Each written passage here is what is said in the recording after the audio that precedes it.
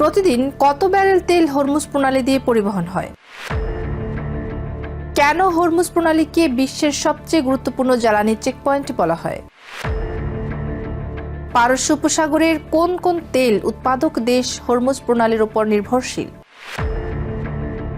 এশিয়ার কোন কোন দেশ এই পথ দিয়ে সবচেয়ে বেশি তেল আমদানি করে? আপনারা দেখছেন টিভি24 নিউজ নেটওয়ার্ক। সবশেষ আপডেটে স্বাগত জানাচ্ছি আমি তাসমিয়া টুম্পা। মধ্যপ্রাচ্যের পারস্য উপসাগর এবং ওমান উপসাগরের মাঝখানে অবস্থিত হরমুজ প্রণালী বিশ্বের অন্যতম গুরুত্বপূর্ণ জ্বালানি পরিবহন পথ। ভৌগোলিকভাবে এটি একটি সরু সমুদ্র পথ হলেও এর কৌশলগত গুরুত্ব অসাধারণ। বিশ্বের মোট তেল সরবরাহের প্রায় 20% প্রতিদিন এই পথ দিয়ে পরিবহন হয়। আন্তর্জাতিক জ্বালানি বিশ্লেষকদের মতে প্রতিদিন প্রায় 17 থেকে 20 মিলিয়ন ব্যারেল তেল হরমুজ প্রণালী দিয়ে বিভিন্ন দেশে পৌঁছে যায়। এ কারণে হরমুজ প্রণালীকে প্রায়ই বিশ্বের সবচেয়ে গুরুত্বপূর্ণ জ্বালানি চেকপয়েন্ট বলা হয়। কারণ এই পথ বন্ধ হয়ে গেলে বা এখানে সামান্য উত্তেজনা তৈরি হলেও বিশ্ববাজারে তেলের দাম দ্রুত বেড়ে যেতে পারে এবং জ্বালানি সরবরাহে বড় ধরনের সংকট দেখা দিতে পারে। হরমুজ প্রণালী ইরান এবং ওমানের মাঝখানে অবস্থিত। প্রণালীর সবচেয়ে সরু অংশের প্রস্থ প্রায় 34 কিলোমিটার। যদিও সমুদ্রপথটি খুব বেশি চওড়া নয়, কিন্তু এর মধ্য দিয়েই বিশ্বের বৃহৎ অংশের তেলবাহী ট্যাঙ্কার চলাচল করে। পারস্য উপসাগরের ভেতরে থাকা তেল উৎপাদক দেশগুলো এই পথ দিয়েই তাদের তেল আন্তর্জাতিক বাজারে পাঠায়। ট্যাঙ্কারগুলো পারস্য উপসাগর থেকে বের হয়ে হরমুজ প্রণালী পেরিয়ে ভারত মহাসাগরে প্রবেশ করে এবং সেখান থেকে বিশ্বের বিভিন্ন অঞ্চলে তেল পৌঁছে যায়। পারস্য উপসাগরের প্রধান তেল উৎপাদক দেশগুলোর প্রায় সবই এই পথের উপর নির্ভরশীল।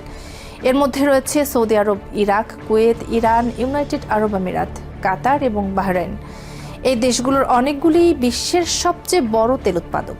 বিশেষ করে সৌদি আরব ও ইরাক বৈশ্বিক তেল বাজারে গুরুত্বপূর্ণ ভূমিকা পালন করে।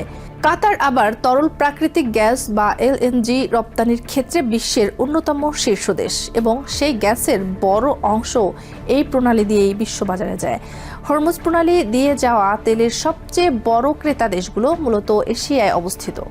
এর মধ্যে রয়েছে China, Bharat, Japan, south Korea, Singapore, Thailand, Malaysia, Indonesia, Pakistan, Bangladesh এবং শ্রীলঙ্কা। দ্রুত শিল্পায়ন ও অর্থনৈতিক প্রবৃদ্ধির কারণে এসব দেশের জ্বালানির চাহিদা খুব বেশি এবং মধ্যপ্রাচ্যের তেল তাদের জন্য অত্যন্ত গুরুত্বপূর্ণ। এছাড়া ইউরোপের বিভিন্ন দেশও এই পথ দিয়ে তেল আমদানি করে। এর মধ্যে রয়েছে Italy, France, Spain, Germany, Netherlands, Belgium, Britain এবং গ্রিস। যদিও ইউরোপের অনেক দেশ বিকল্প উৎস থেকে তেল সংগ্রহ করে, তবুও মধ্যপ্রাচ্যের জ্বালানি এখনও তাদের জন্য গুরুত্বপূর্ণ। হরমুজ প্রণালী দিয়ে যাওয়া তেল বিশ্বের আরও কিছু অঞ্চলেও পৌঁছে। এর মধ্যে রয়েছে আমেরিকা, সাউথ আফ্রিকা এবং লাতিন আমেরিকার কিছু দেশ। ফলে এই প্রণালীতে কোনো ধরনের উত্তেজনা তৈরি হলে তার প্রভাব শুধু মধ্যপ্রাচ্যে সীমাবদ্ধ থাকে না, বরং পুরো বিশ্ববাজারেই এর প্রতিক্রিয়া দেখা যায়। বিশ্ব অর্থনীতির জন্য এই পথ এত গুরুত্বপূর্ণ যে এটি বন্ধ হয়ে গেলে বড় ধরনের সংকট সৃষ্টি হতে পারে। তেলের দাম দ্রুত বেড়ে যেতে পারে, জ্বালানি সরবরাহে ঘাটতি তৈরি হতে পারে এবং আন্তর্জাতিক পরিবহন ব্যয়ও বৃদ্ধি পেতে পারে। এর ফলে শিল্প উৎপাদন, পরিবহন ব্যবস্থা এবং বৈশ্বিক বাণিজ্যেও বড় চাপ তৈরি হয়। বাংলাদেশ নিজে তেল উৎপাদন করে না, ফলে দেশের প্রায় সব জ্বালানি তেল বিদেশ থেকে আমদানি করতে হয়।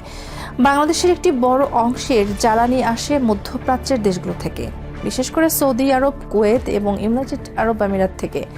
এই তেলবাহী জাহাজগুলো সাধারণত পারস্য উপসাগর থেকে হরমুজ প্রণালী পেরিয়ে ভারত মহাসাগর হয়ে বাংলাদেশের বন্দরে পৌঁছে।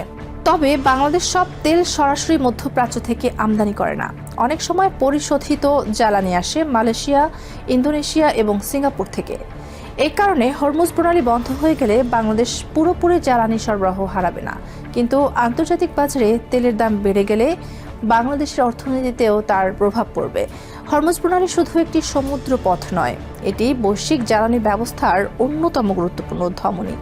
পারস্য উপসাগরের তেল উৎপাদক দেশগুলো এই পথের ওপর নির্ভরশীল এবং এশিয়া ও ইউরোপের বহু দেশ এই পথ দিয়ে তেল আমদানি করে।